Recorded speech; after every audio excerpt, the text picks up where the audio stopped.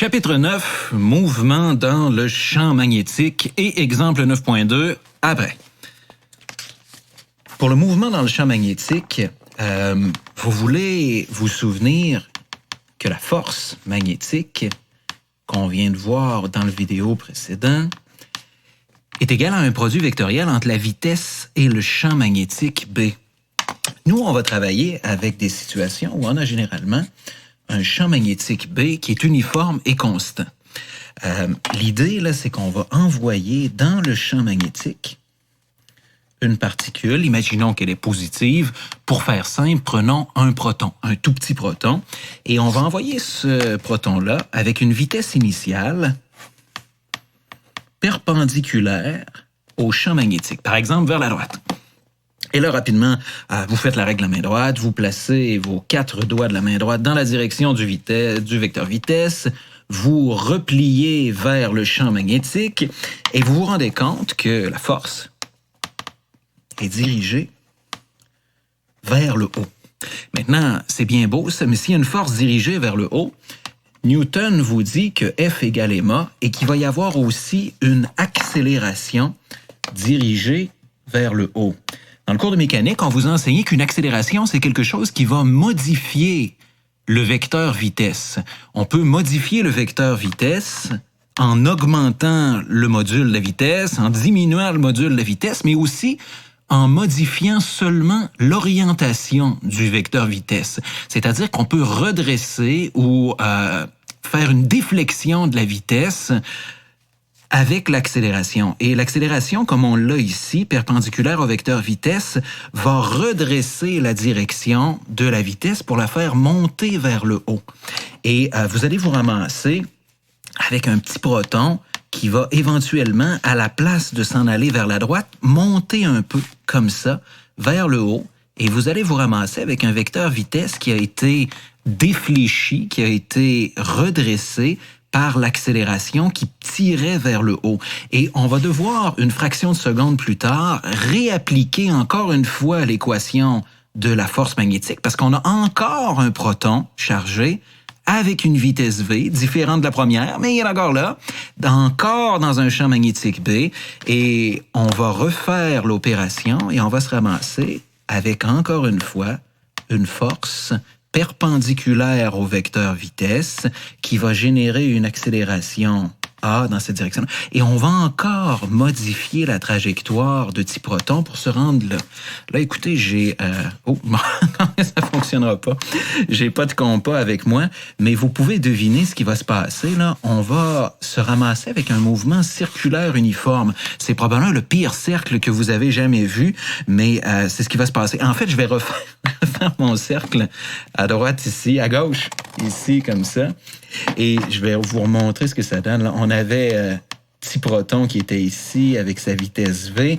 Et un peu plus tard, petit proton est rendu là avec une vitesse V oblique. À un moment donné, sa vitesse V va être vers le haut, ainsi de suite. Et on a par définition là le mouvement circulaire uniforme. On pourrait continuer puis en faire plein, mais vous les avez déjà fait dans votre cours de mécanique.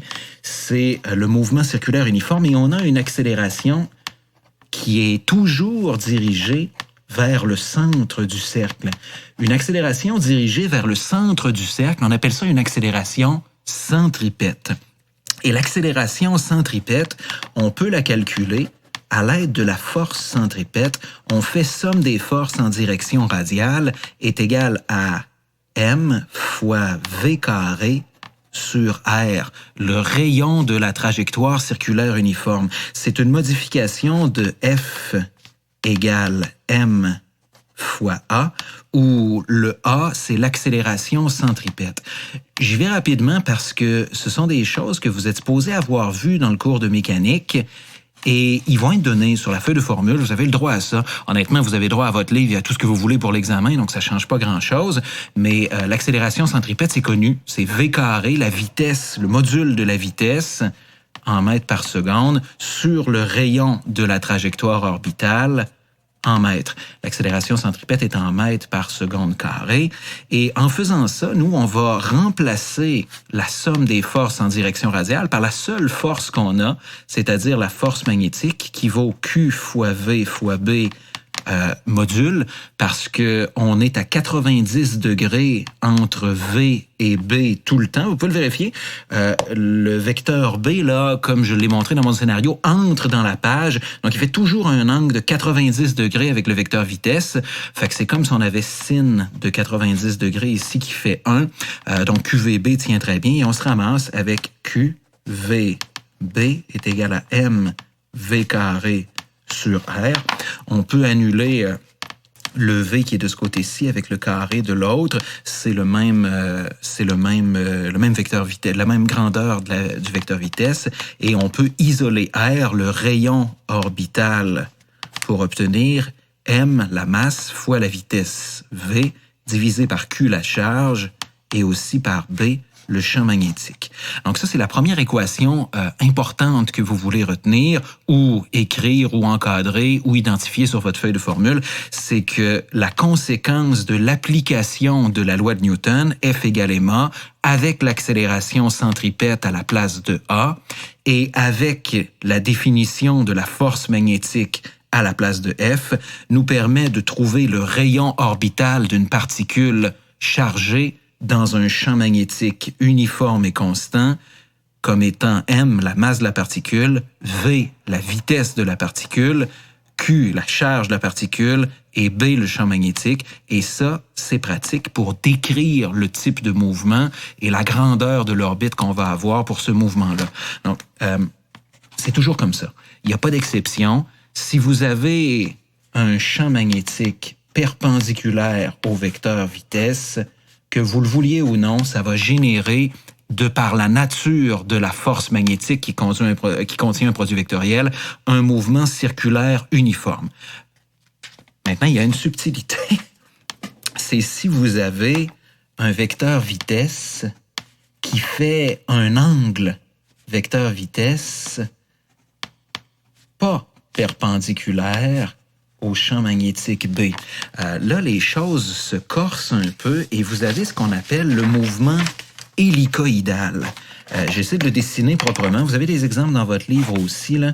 Imaginez que vous avez un champ magnétique B qui est vers le haut comme ça.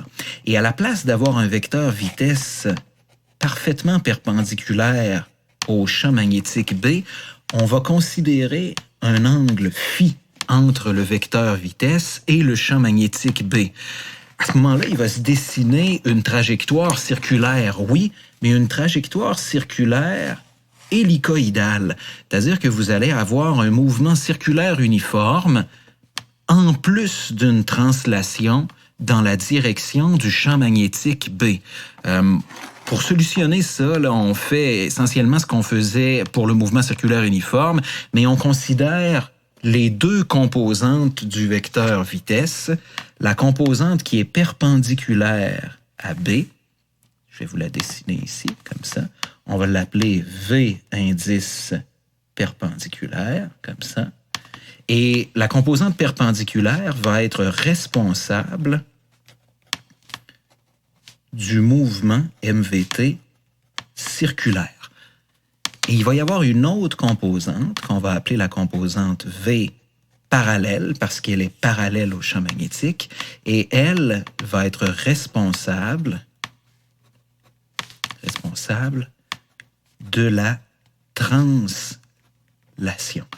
Le mouvement de translation sur mon schéma, là, c'est un mouvement qui est vers le haut, dans la même direction que la composante parallèle de la vitesse par rapport au champ magnétique.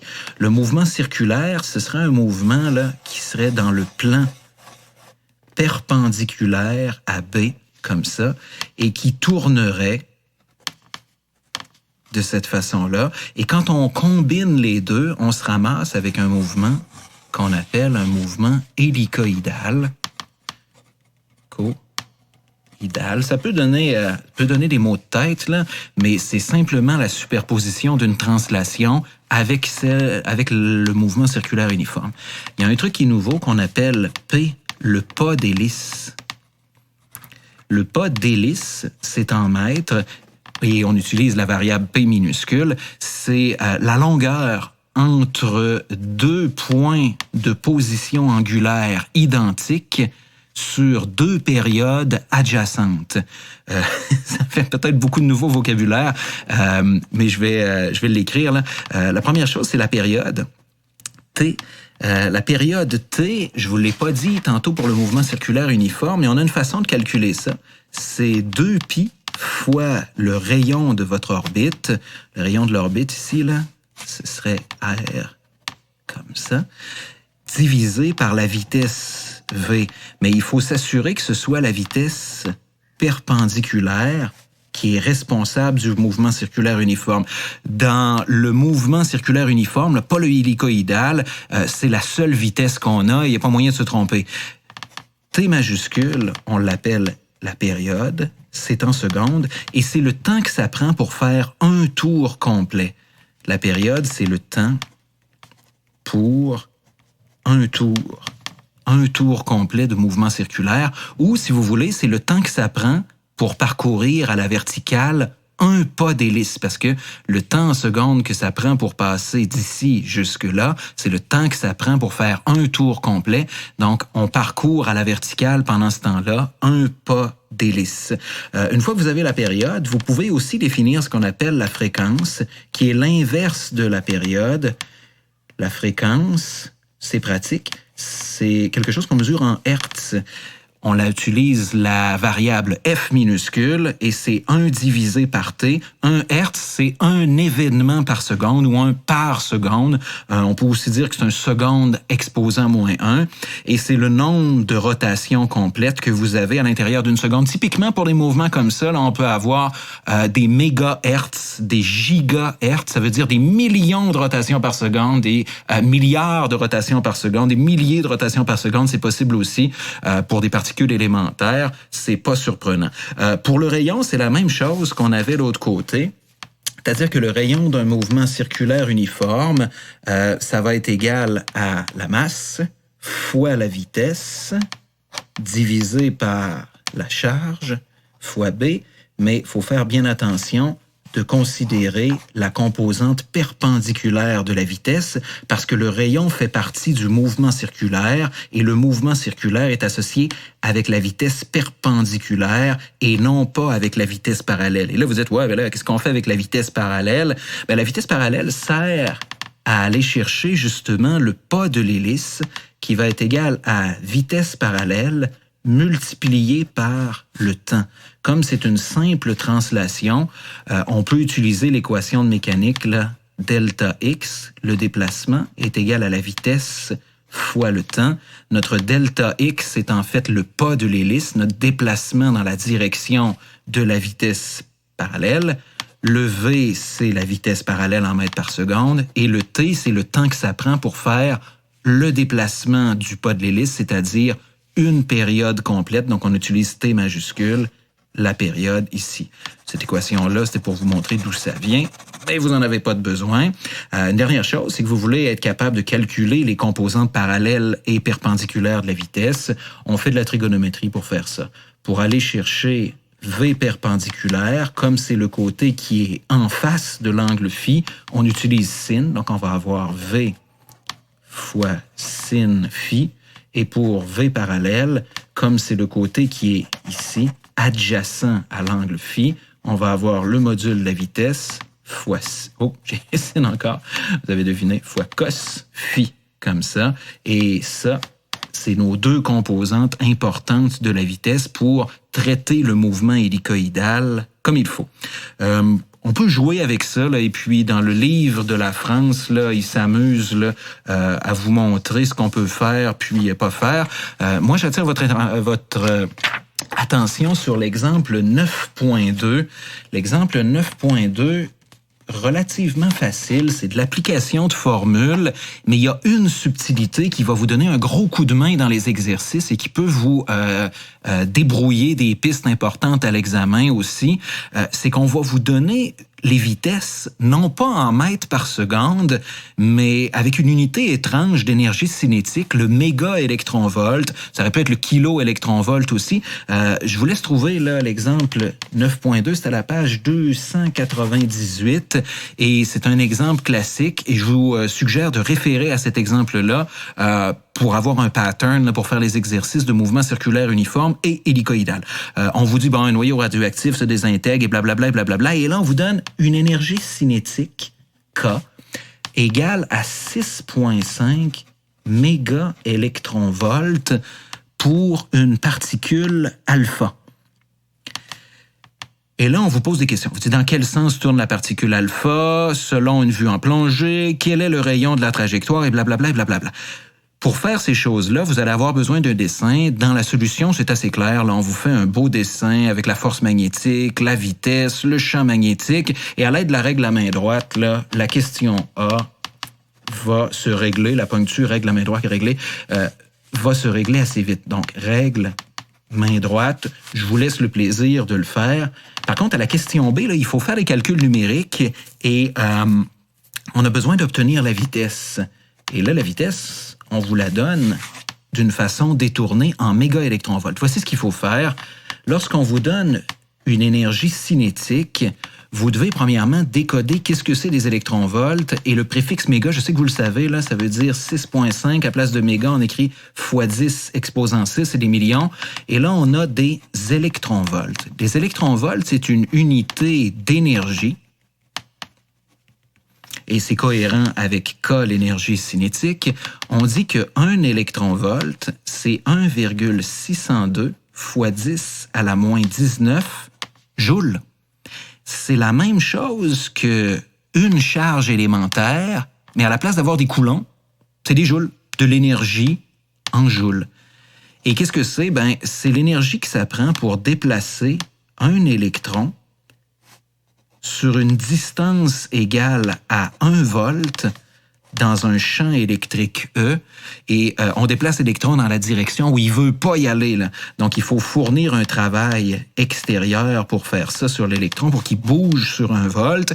Et la quantité de travail, d'énergie qu'il faut dépenser pour faire ça s'appelle 1 électronvolt. C'est tout petit. C'est vraiment pas dur de bouger un électron dans un champ électrique parce qu'un électron, c'est vraiment tout petit, microscopique, et c'est normal que ça donne une quantité d'énergie qui est microscopique aussi. Donc, vous, ce que vous faites, c'est que vous dites, ben écoute, K est égal à 6,5 fois 10 à la 6 multiplié par 1,602 fois 10 à la moins 19 joules. Et vous dites, OK, ça, c'est mon énergie cinétique. Et maintenant, vous remplacez K par sa définition, 1/2 m V carré. Et là, ben, dépendamment du type de particule, dans certains problèmes, ça va être un électron, certains problèmes, ça va être un proton. Là, vous remplacez la masse par la masse de la particule, comme ça ici. Je pense qu'on vous la donne, là, la masse, oui, pour l'exemple 9.2. Une particule alpha, là, c'est 4,0015 unités de masse atomique, U, ou UMA, ça veut dire unité de masse atomique. Et vous l'avez sur la feuille de formule. J'ai pris la peine sur la feuille de formule d'indiquer l'équivalent en kilogrammes d'une unité de masse atomique. Et vous allez déduire la vitesse. Si vous connaissez la masse, vous pouvez déduire la vitesse V en disant que V est égal à 2 fois K racine carrée. Et vous allez avoir votre réponse pour la vitesse en mètres par seconde.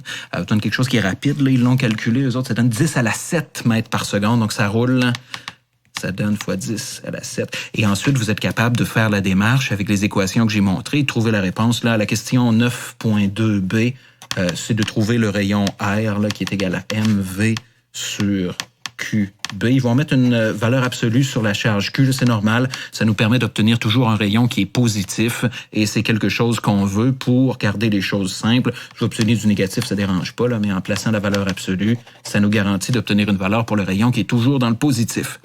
Je vous laisse là-dessus et vous devez continuer à écouter les vidéos qui suivent là, pour le reste des sous-sections importantes du chapitre 9.